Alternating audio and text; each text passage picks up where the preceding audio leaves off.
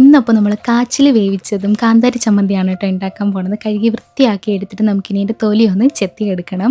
അടുപ്പത്ത് വെള്ളം വെച്ചിട്ട് ഒന്ന് പകുതി തിളച്ച് വരുമ്പോൾ കുറച്ച് ഉപ്പിട്ട് കൊടുക്കുന്നുണ്ട്. നന്നായിട്ട് തിളച്ച് കഴിയുമ്പോൾ നമ്മൾ ഈ അരിഞ്ഞു വെച്ച കാച്ചിലെല്ലാം വേവിക്കാനായിട്ട് മൂടി വെച്ചിട്ട് നമുക്കിനി വേവിക്കാം. ഒത്തിരി വേവില്ല, ഇത് പെട്ടെന്ന് വെന്ത് കിട്ടും. കപ്പ ഞാൻ വേവിച്ചിട്ടുണ്ട്, പക്ഷേ കാച്ചിൽ ഞാൻ ആദ്യമായിട്ടാണ് വേവിക്കുന്നത്. അങ്ങനെ നമ്മൾ റെഡിയായി. ഇനി നമുക്കിന്ന് ചമ്മന്തി ഒന്ന് അരച്ചെടുക്കാം. അരയ്ക്കൊന്നും വേണ്ട, ജസ്റ്റ് ഒന്ന് ചതച്ച് പൊട്ടിച്ചെടുത്താൽ മതി.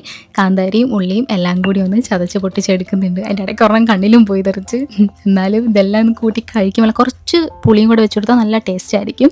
അങ്ങനെ കുഴച്ചെടുത്തിട്ട് കുറച്ച് വെളിച്ചെണ്ണയും കൂടെ സെറ്റാക്കി ഒഴിച്ച് കഴിഞ്ഞാൽ നമ്മുടെ കാന്താരി ചമ്മന്തി റെഡിയായി.